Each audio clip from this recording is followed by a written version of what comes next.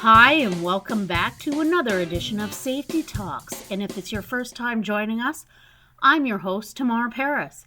Now, I've got a great conversation with Dr. Michael Seitz of Blue Sky in play. We just decided to record our conversation. It was just so interesting. We're going to pick it up where Michael is explaining to me the difference between a bacteria and a virus. Studying bacteria is a little bit easier because they're bigger. Okay. That's not really the subject of this.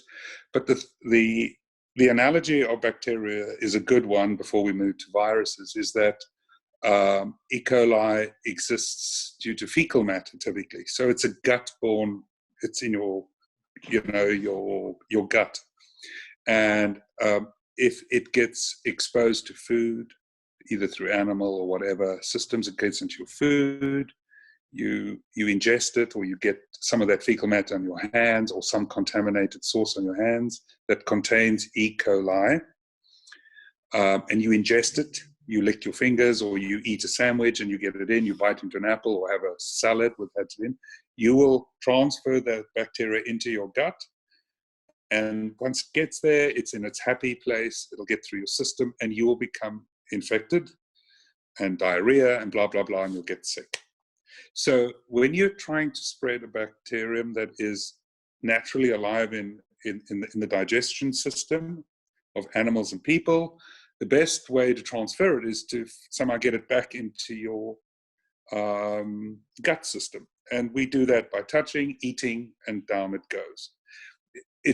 It'll be very unusual to breathe E. coli in and get an infection from that. So just being around somebody who has diarrhea, you probably won't get diarrhea by just being in the same room with them. It's just not going to happen very easily because that bacterium doesn't live in your lungs and your breath. Okay, so now we flip over to a virus that actually does live in your respiratory system, so in your lungs. It's probably very unlikely that you're going to have that virus on your sandwich and you're going to eat it and become sick in your lungs from something you ate. It's possible by some weird transfer mechanism, but it's highly unlikely. It's far more reasonable to say, if I breathe in or take into my saliva system so that it gets into my mucous system, that is the way to get a respiratory virus. Breathe it in. Okay, and then we got onto this topic of a mask. So obviously a mask is covering your face, and that's, you breathe through that mask. So in principle, that's actually a very good idea, is to wear a mask. But there are a few technical problems with masks, which I want to go into now. One of them is that masks often don't fit that well. So I would say they're a 90+% solution to breathing in stuff. Where they are a fantastic solution, however, if you're in fairly close proximity to somebody who coughs or sneezes, so within 6 feet of a person who coughs or sneezes, the droplets that person will shoot out into the air are fairly large. By large, I mean that they will fairly rapidly drop to the floor within 6 feet distance. So they may have a trajectory like you throwing a stone and drop to the floor. However, before they get to the floor, you could breathe them in. So somebody sneezes on you and you go, oh my goodness.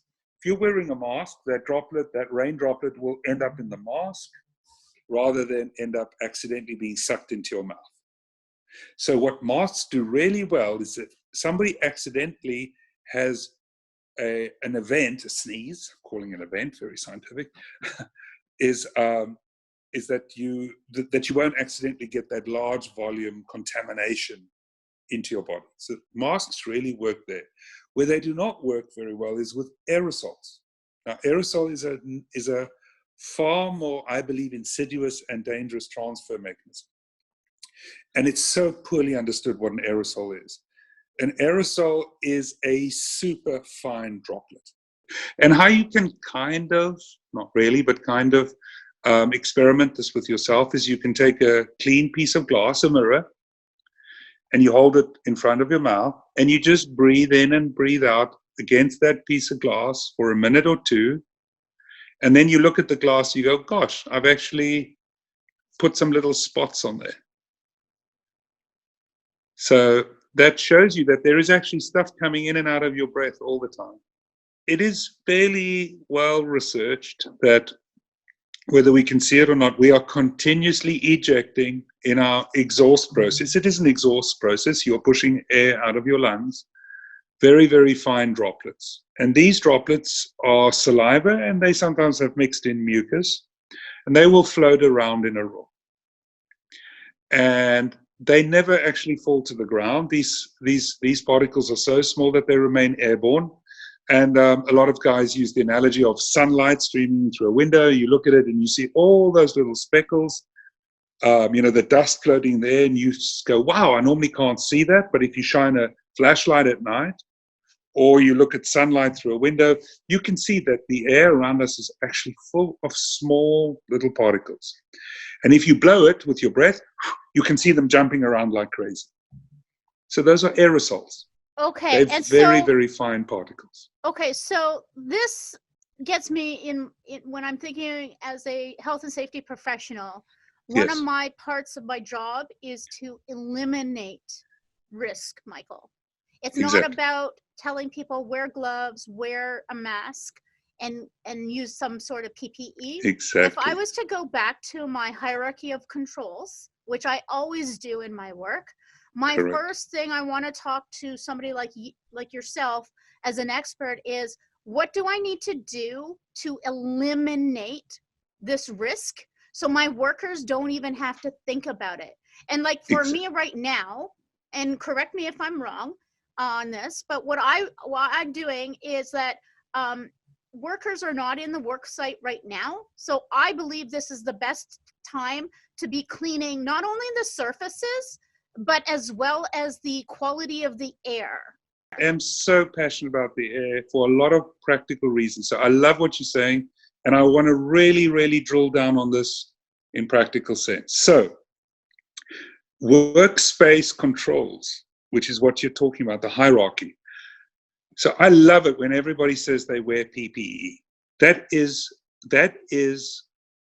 at the end of the day like wearing your safety belt in your car. It will not, your safety belt will not prevent an accident. It'll just mitigate a circumstance. It's far better not to drink, not to speed, and to drive carefully. If you put on your safety belt, that does mean, oh, now I can drink and drive. Now I can drive like a lunatic because I'm wearing a safety belt. That's a ridiculous argument, right? You couldn't do that. Same thing with air quality. Just because you're wearing a mask doesn't mean now the air can be totally polluted. So I'll give a practical example. Somebody has an infection in their chest, and they're sneezing and coughing. So every single one of us has the capability of putting on a face mask. Cool. Now you have a huge sneeze. Good. That solved that problem, that first sneeze. But now your mask is filled with mucus because you just had an explosive sneeze. Your nose is running. It's completely all over your face. What is the first instinct that every human being in the world will do? Just pull that mask off, right? Because your face is covered in mucus, for heaven's sake. You've just sneezed. You go, oh my goodness, you want a tissue. For that time, the mask is off or shifted to the side out of pure human reflex. And if you've had allergies and you're sneezing all the time, you know what it's like to sneeze all the time and have to blow your nose. It's just life. Okay. So in that time that that person is taking the mask off to clean themselves up, at that point, the person is really injecting all their stuff into the environment. What, are we going to admonish everybody who sneezes and wants to wipe their nose? Heck no. So we have to have a system where we deal with real people. And this comes back to your point. We have to make the environment inherently safe.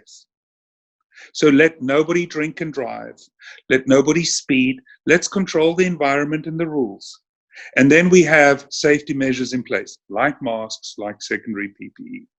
But we have to engineer the environment. And the whole philosophy of actually my company, Blue Sky, is that. And I'm going to, again, just digress briefly. The big differentiator of my company is that we put the filters into a smart box, into a box. Why?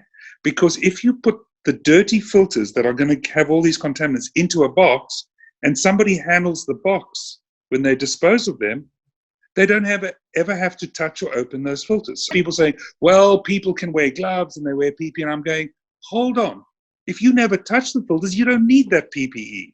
And I want to stop you there, too, because now we're talking about our controls again, right? Yes, controls. And this better is engineering.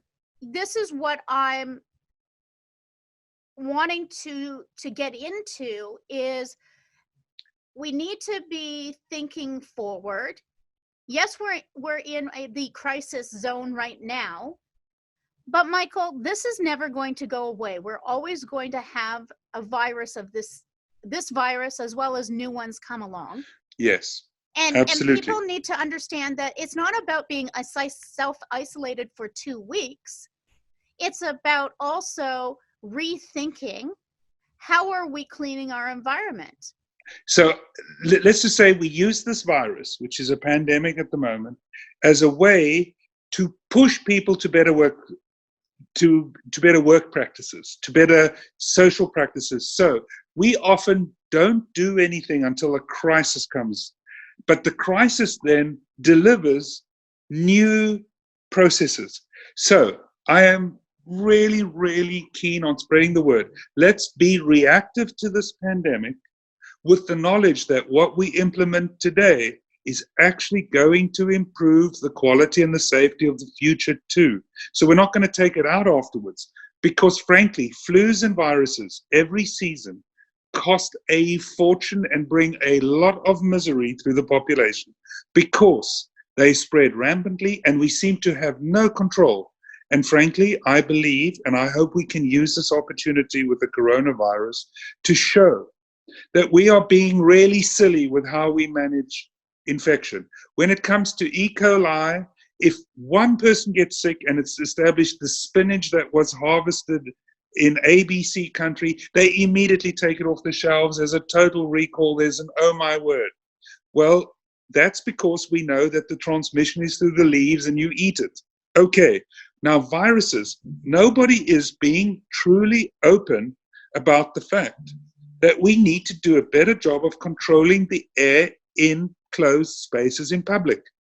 And I want to stop you there, and we will get back to that. Yes, lots to talk about. I'm going to interrupt you because when I work in retail, grocery retail, yes, and we had a situation where they brought in, they were doing the environmental program, and they brought in bins and everything for composting.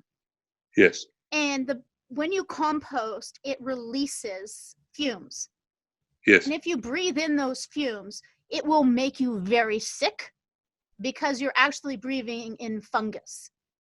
Right. So I have already in my own workplace had to fight for them to relook at air quality, because when they did this environmental program, they were making people, not only the employees, but the customers sick also from this. So this is not just a virus issue. Absolutely. It's pollens, it's allergens, it's bacteria that float, it's spores, in other words, fungus, all these things, molds. Absolutely. It all gets swept away with a common thing. So here is, I'm going to use the best analogy, I believe, to think about our workspace environment and what we breathe. Okay, so the first thing to completely be crystal on is the concept of an aerosol. And now I'm going to give you the best example of an aerosol that we can see, and sometimes we can't even see, but we can smell it. Cigar smoke. Cigar smoke is an aerosol. These are particles. It's not a gas, it's particles. You can capture it, cigar smoke, in a filter. Right. So if somebody lights up a cigar and that smoke is in the air, you see the smoke around them at first in the area that they have breathed out. Now, I want to focus on the cigar smoke somebody puffs out, because that is the same as the aerosol you breathe out. The actual cigar is just like your compost, or it's just like maybe black mold or something. So that's the same analogy. But so imagine spores, pollen, and aerosols that you breathe in and out that contain viruses being that cigar smoke. If that cigar smoke, which is a reality in the environment, it exists, if somebody 10 feet away suddenly goes, hey, don't smoke in here, I can smell that. That is a sign that anything that is in the air will go from person to person or from location to location. In a properly ventilated area, and by properly ventilated, I mean ventilation which either flows from the roof down to the floor or from the floor up to the roof. So vertical draft, not wind draft. We're so used to it blowing sideways. Well, sideways is how my cough ends up in your face. But if I cough towards the ground, as a silly example, I'm not suggesting it, it'll go down. It's not going to rain on you. So we need to create in public spaces situations where the draft is from top to bottom, just like air conditioning. The cold air or the warm air comes in through the ceiling and flows down onto the people. What we don't have is where we withdraw the air from the bottom and then filter it through HEPA filtration, which captures all the aerosols, because that's the stuff that's got the fungus, the bacteria, the pollen, and the viruses in. While we're recirculating it to take it from the floor back to the top, we have to remove that on the way and then put that air back in the room. So you've got a continual cycle. Heavens, we do it in our swimming pools. You suck the water out of the pool, you filter out the algae and everything, and then you put the clean water back in the pool. So when we're looking at elimination solutions, what we Yes. need to be doing is thinking about, okay, so we have the air blowing in. Yes, now we need to extract and have a filter when it goes pulling it out. Correct. So it's more circular. Yes, top to bottom is ideal, or bottom to top is also okay, but usually top to bottom is the best, and not sideways. Clean air is a quality of life issue. It's just like drinking water. You could have horrible tasting drink water that doesn't make you sick but is gross. That's quality of life. Or you could have drinking water that doesn't make you feel that well. You always feel a bit queasy. So we are very particular about what we drink. And these days we even put it in bottles. Great. So we don't even open the tap anymore. Okay. So we're very aware of it. But what is stunning to me is that what we breathe in, we're kind of totally tolerant. And I think it comes from the days where, cars' exhausts are normal, smoking is normal, whatever. People have finally got sense of, hey, secondhand smoke is a problem. That was the start towards the air quality movement, realizing that passively breathing in junk just doesn't make you feel better.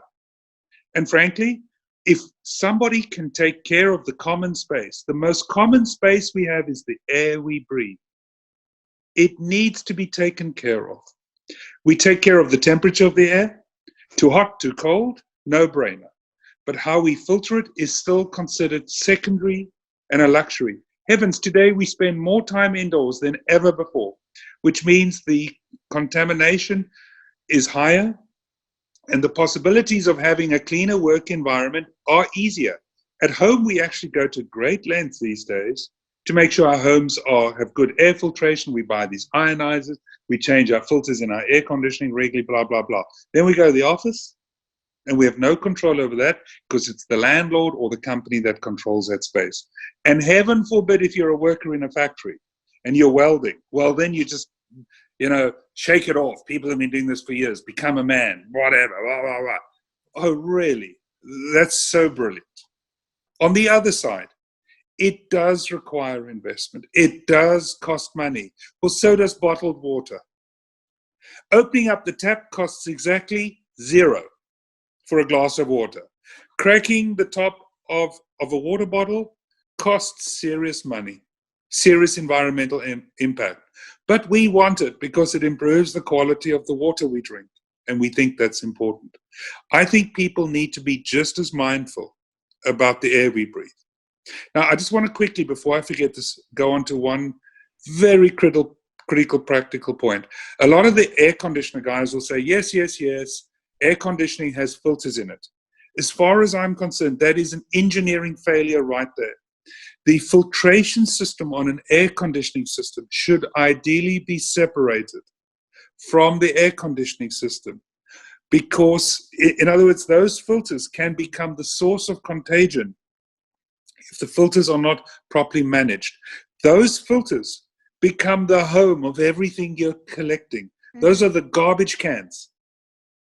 Would you really put the garbage can in the middle of your living room? No. Your garbage can should be in a separate location, closed up, and there should be a bag in your garbage so that when you're done, you can safely take the garbage out, that you don't have to go in there with your hands and pull out pieces of garbage by hand. That ideally, that filter should be a HEPA filter. When you draw, they call it makeup air. When you draw fresh air in from outside, it should go through HEPA filtration theoretically, so that you don't bring in aerosols and floating things from outside. Absolutely. But the makeup air is very rarely HEPA, and people will argue, well, makeup air comes in when you open your front door and there's no filter. I agree. But does that mean because there is some mud in the water that we should start adding more mud? It's about concentrations. We want to reduce. A little bit of pollen will not give you as much allergy as a lot of pollen. Concentration matters. In fact, all specifications are normally written around concentrations. So clearly, concentration is a key element of any engineering practice that you implement. There is no such thing as zero in the real world, except money. You can have zero money. Okay. But that's a very important piece when you are looking at engineering out. What is the, how much does it remove? Okay, so tell me in practical terms what people need to be looking for when you are, like, I have a small filtration in my house for a purification system. Now, if I wanted to take that to my larger commercial area for a store, to me, that would be a complete waste of. No, that would be. So what I would do in a store, first of all, I would start with the most critical zones, which is where people stand and line up. That would be a checkout area or check-in counter at an airport. So we sit on a plane and it's very safe. A plane is actually a very safe space to be in because they've got amazing air filtration systems in aircraft. Okay. But when you are standing about to board a plane or you are sitting in the main area, there is no safety around there. Those aerosols are floating around there. So when you're sitting or when you're standing in a lineup at a supermarket, at a pharmacy, or even sitting in the waiting room of a doctor's office waiting for an x-ray or whatever, those are the dangerous airspaces. Those are uncontrolled airspaces. So you're sitting there, you don't know what the person across from you has, and even worse, the person that was already walked out, you don't even see them anymore, they left behind. If somebody smoked a cigar in a hospital waiting room and left, and you came in 10 minutes later, would you be able to smell that somebody had been smoking a cigar in that room? Yeah. If the answer is yes, they have terrible ventilation system going there. And so I just want to, again, I want to put this in practical terms for our audience. Yes. For health and safety professionals who right now are trying to figure out, how do I mitigate this risk? So when we're doing a risk assessment in our workplaces, we have to be looking at where are the areas that people are congregating, standing around, maybe people are at workstations. Correct. And those are our hot zones. Absolutely. So if there is a hot zone where people are moving through a space, let's draw an imaginary box, and people are walking through that imaginary box. So if somebody's standing at a lineup to get on an escalator, there's a lot of flow through that space. So there you need high updraft. It's almost like we're walking through one of the entrances of a supermarket where they're blowing a wall of hot air. That would be extreme. But essentially, you want to have areas where people are transitioning across. You want fairly high updraft. So you're continuously sweeping fresh air, filtered air, into that zone so that the next person coming into that zone does not immediately get the previous person's stuff in. But here's what's critical. We are not trying to build a perfect system. What we're trying to say, if one person is infected and they are breathing in a space and they move on, that it isn't another 20 people that are exposed to that person's space. It's maybe 1 or 2. Now, that might sound terrible. Are we going to sacrifice 1 or 2? Well, in the real world, if an accident happens, it's going to happen. People are infected. They can sneeze on somebody. But are we wanting to involve 20 cars in the accident? Or do we want to increase following distance so that the accident is kept to those 2 cars involved in the primary accident and the rest of the people can safely stop? Because what's happening right now in an analogous form is that by not having this HEPA filtration and this good, vertical draft, we are essentially having 0 following distance. So we've got a major pileup. So one person is infected at a grocery store. They didn't even know it at the time. They got sick the next day. And everybody who walked into that space to pay for their goods, maybe it's 20 people in the next 30 minutes, they now are subject to that person's infection. And they didn't even know it. And yes. So what I'm hearing you say to me, again, going back to when I'm doing my assessment, that risk assessment of what are the hazards in my own unique workplace, yes. That's very important here. So for me, I'm looking at where my cashiers are. I'm looking at the lineup area of where customers line up.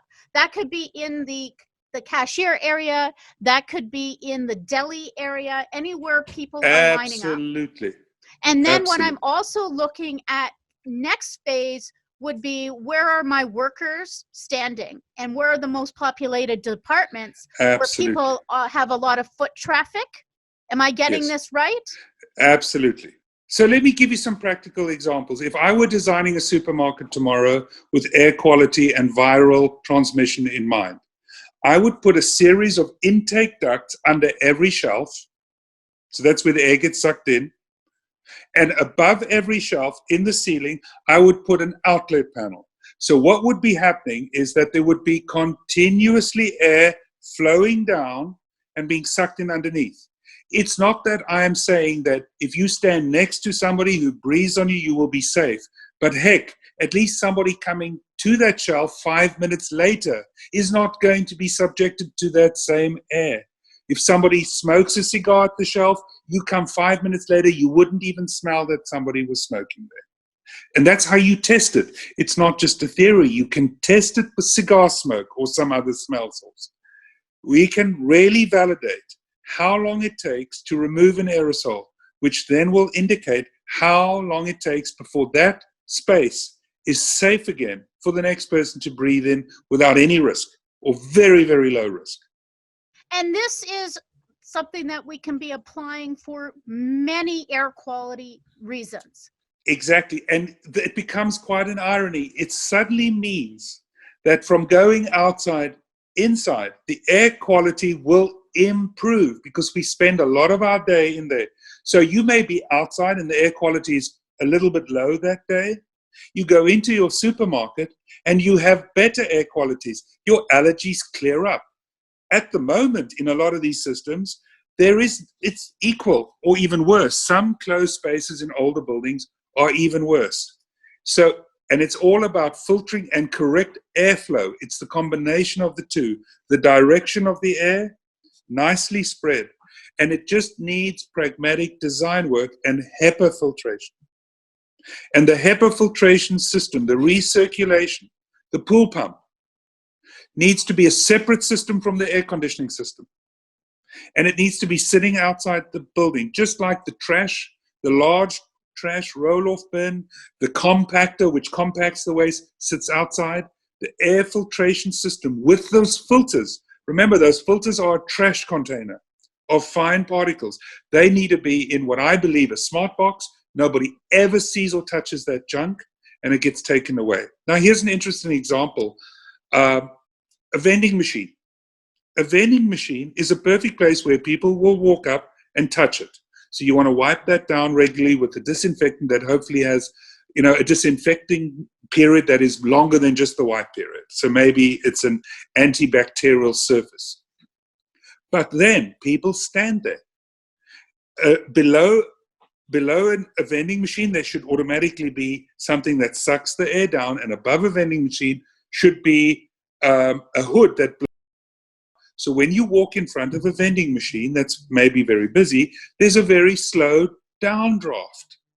So you don't walk into the space of somebody who was standing there 2 minutes ago, smoking a cigarette. You don't smell it anymore. It's being cleaned.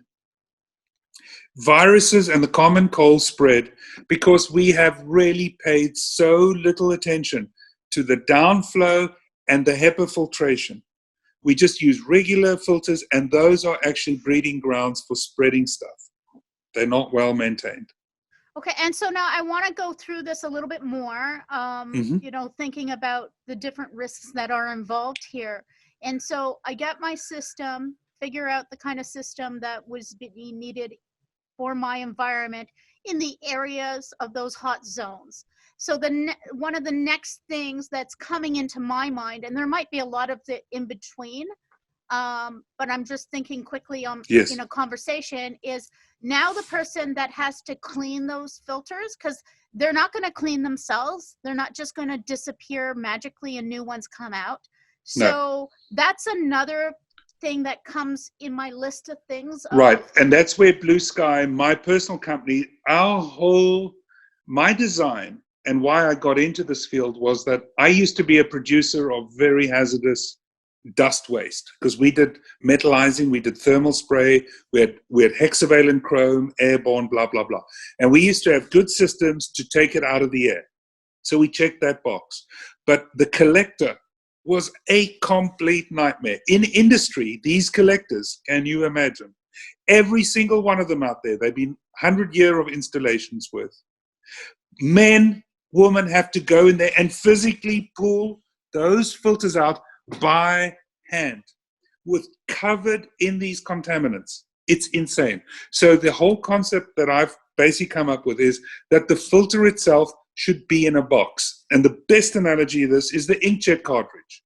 The ink is inside the cartridge, and when you change out the cartridge, you don't see the ink. You pull out the cartridge, you put a new one in, and you go. You're never messing with ink. It's a clean operation. Our filters, which are laden with the worst contamination, because fine dust is terrible stuff when it's concentrated. We are still, all around the world, every single filter is manually handled. And I'm going, that is the most insane thing imaginable. Think about the oil filter. Nobody pulls the filter out and then oil dripping. You unscrew the canister, you put it aside, you screw in a new one.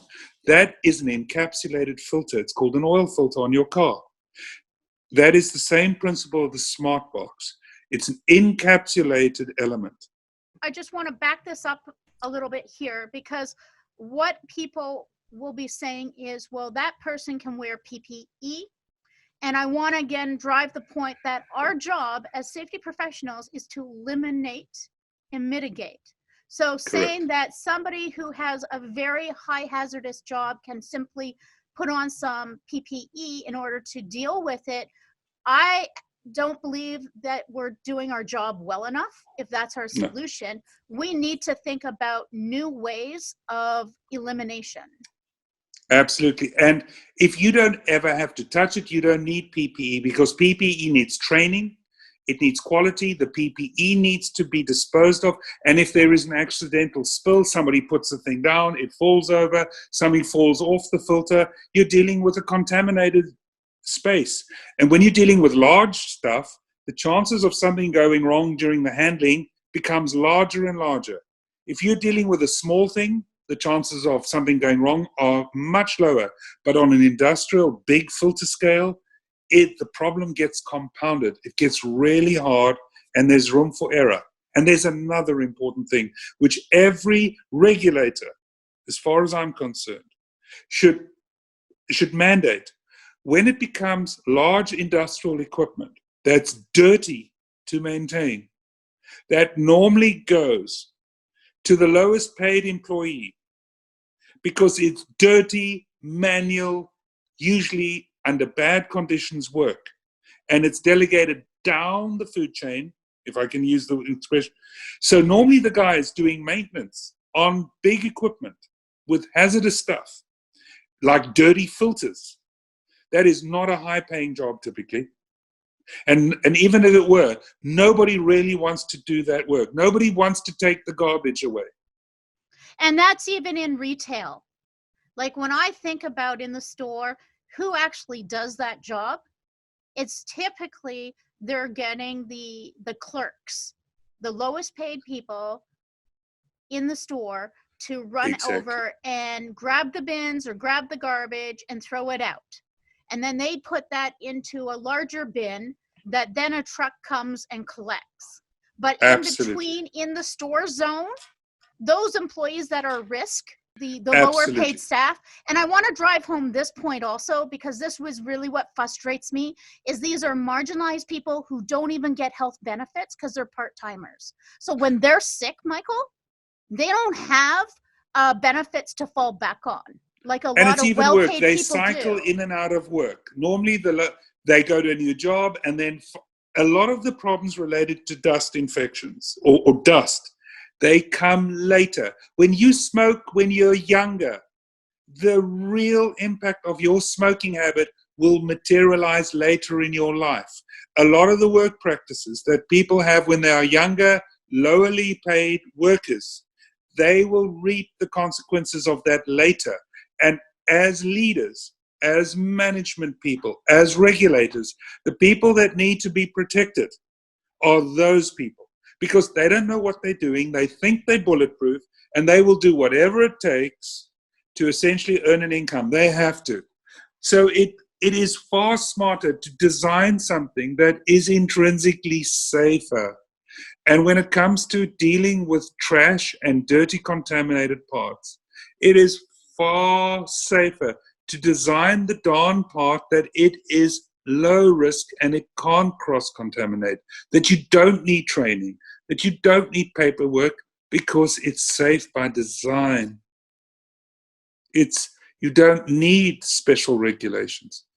You simply need a regulation to say you cannot use the old style. And that's what I want to bring around with filtration, is filters should never, ever need manual manipulation. They should always be contained in an enclosure. I call it a smart box. And on industrial scale, that's obviously where I'm focusing, because that's my area. But in general, whether it be a syringe needle, whether it be the trash in your own home, whether it be the poop you pick up from a dog, it should be inside a package and nobody puts their hands in there. Sorry. In dust collection, aerosol collection, everybody is looking at the chronic problem. And the acute problem, we deal with special precautions, special gloves, special PPE. I'm saying, hey, we can have our cake and eat it here. What I'm saying, Michael, is that everybody is looking after quick fix solutions to handle what's happening today, right now, within this 5 minutes. People are not looking at those developments that happen gradually over time, over a prolonged exposure. Like, yes. I'm thinking of one person who worked his job for a good 25, 30 years. And then over that, he developed horrible condition. But Correct. It was never accepted because they looked at it like, oh, you just got this. They didn't look at it like, well, it was developing over a long period of time. Absolutely. You know, that's what I'm concerned about. Absolutely. So the classic example in the US was Erin Brockovich, right? People were drinking the drinking water. It had small concentrations of hexavalent chrome in the drinking water. And over the continual drinking of regular tap water, these people all developed terrible, terrible diseases from the continual use, or not use, but drinking of water contaminated with this. So the world is flooded with, you chewing tobacco, you will develop mouth cancers over time. It's just part of what happens. Because it's continual use. You use it once in your life, you are not going to develop a cancer from using it once. However, if you have a terrible incident like you are taking out a filter that is contaminated with a disease, you will get that disease. So the one-time deal is a problem as well. But we are dealing with two problems when it comes to contamination of the air. It's the long-term effect, and it's the sudden acute exposure. There are two real problems that need to address when it comes to contaminants. Do we need to also be concerned about the long-term effects of air to our workforce? Because we're looking after the short term right now. Absolutely.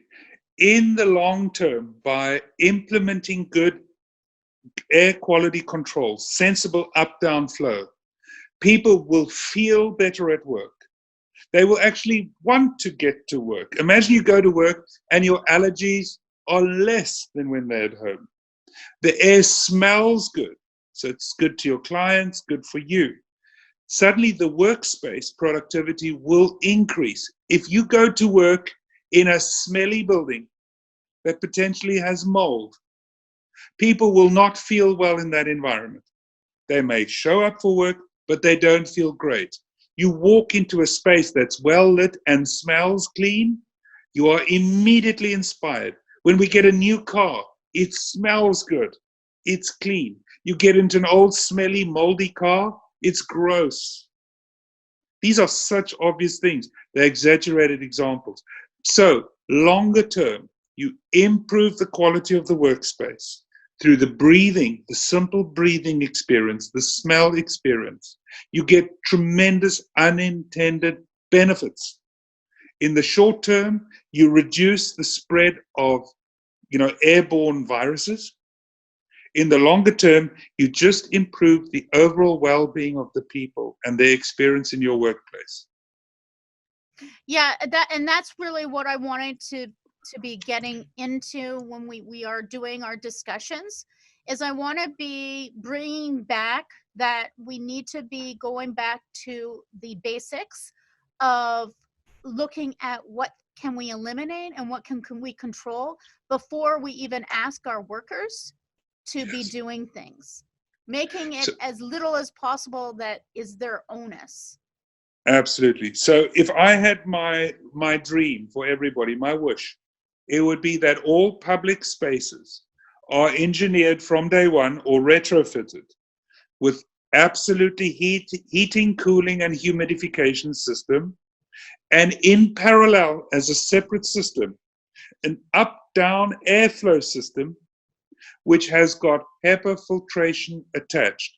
And for a good engineered system, the HEPA filtration, which is a trash can for air, it's a trash can, that gets handled as a smart box. Nobody ever opens that darn trash can. The trash can is discarded because that particular class of trash is very dangerous when exposed again.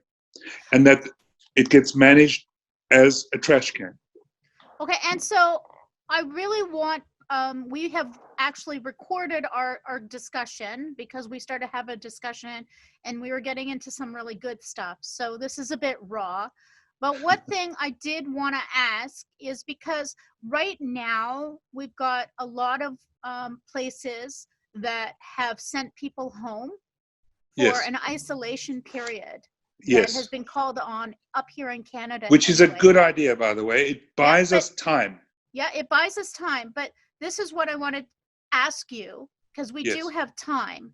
So what can health and safety professionals be discussing with those planning teams about ways to, before people come back, help clean out the air? Is that an unreasonable expectation? No, this is the key, what I want to almost shout from the mountains today, right now, because now we have time, is when people return to normal functions. Let's begin by going to the grocery store, maybe going to the government offices to pay a bill or to speak to the mayor or somebody, to line up somewhere, anywhere where people will line up in the next 6 weeks' time, that those places are immediately equipped with local air circulation units, so that people that move from one space to another, that includes escalators, stairwells, school buildings, entrance halls,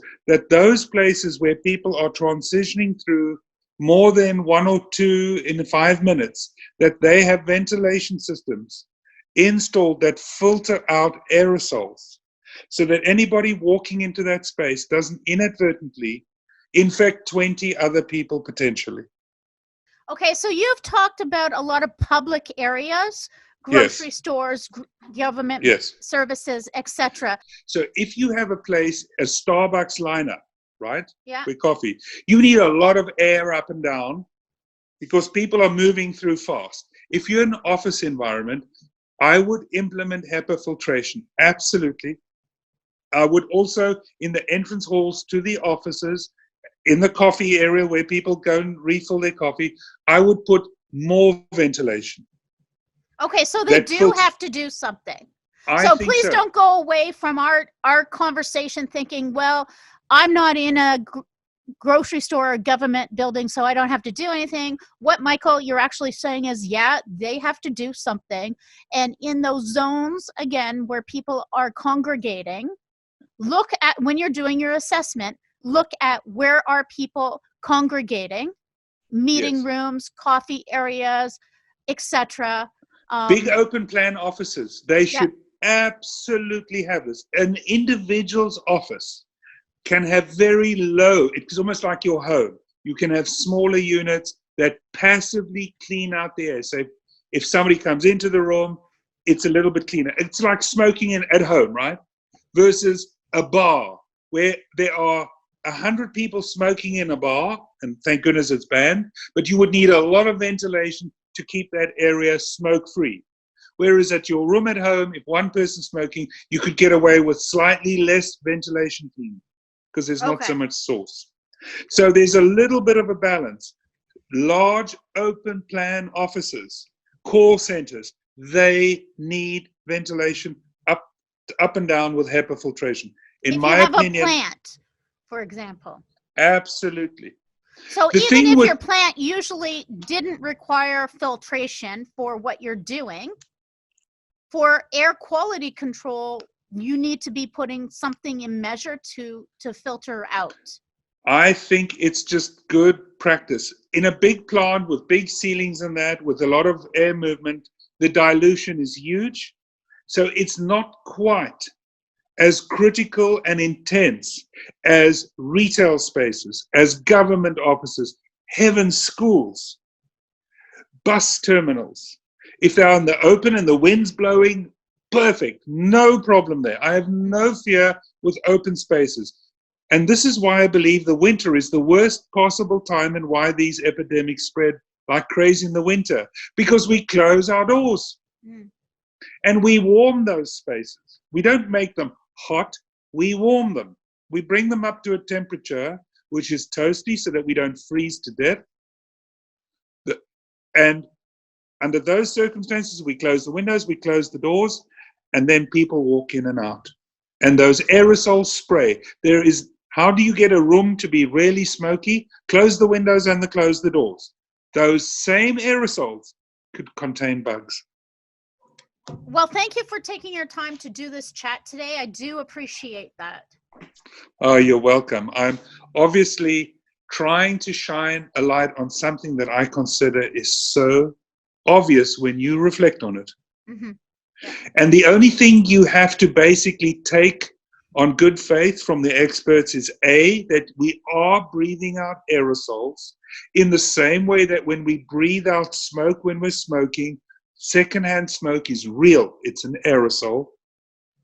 That's the number one, that we do breathe out aerosols, that these aerosols remain in the air indefinitely. That cigarette smoke will hang in the air for an hour. And thirdly, that those aerosols do contain bugs, germs, viruses, they can contain bacteria.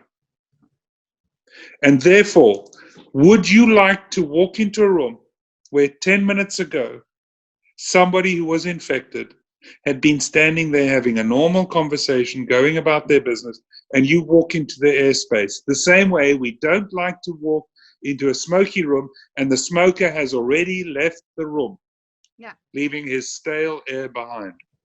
And that infection could be a number of different things, because like when I went on to the Center Absolutely. of Disease Controls, there's a lot of different things that are out there. Absolutely. Do you know what's absolutely driving me nuts right now in the current thing? Yes, we have to wash our hands. Yes, we have to wipe down surfaces.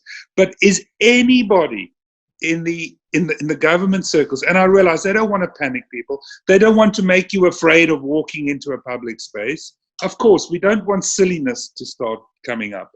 But they should be speaking openly and saying, listen, pharmacy groups, large retail guys, I do not understand. For instance, Amazon. I've written a letter to Amazon, and I've said to Amazon, imagine your Whole Foods retail outlet, that you guys proactively put in decent laminar flow ventilation, the way I'm describing, with HEPA filtration that nobody touches. You tell the public, our HEPA filtration will never be touched by a serviceman. It'll never see the, exposed to anybody. Intrinsically safe. But in our stores, if you shop in our stores, or in 6 weeks' time, we have the system in place. If you prefer to go to another store, be my guest. Companies, big commercial operations, whether it be Starbucks or Walgreens Pharmacy or whatever particular chain is in your country, the commercial enterprises could actually differentiate themselves and tell their clients, we have taken very expensive steps to safeguard your health when you enter our public space. Because you don't control the air you breathe when you're in our store, we do. And we're going to take some basic proven methods that you are not going to be breathing in the air that the previous person that was in our store left behind. That concludes our discussion with Dr. Michael Seitz, the founder of Blue Sky. I hope you enjoyed the conversation. If you're looking for our show notes, please navigate to safepedia.com under topics and then podcast. Yes, it's true. We are having a first safety online conference in October. The buzz is true. It's Safety Connect. And if you'd like to register for free as an attendee, please go to industryconnectsafety.com. and you can sign up there. And if you want to learn more about being a speaker and an exhibitor, just reach out to me and I can help you.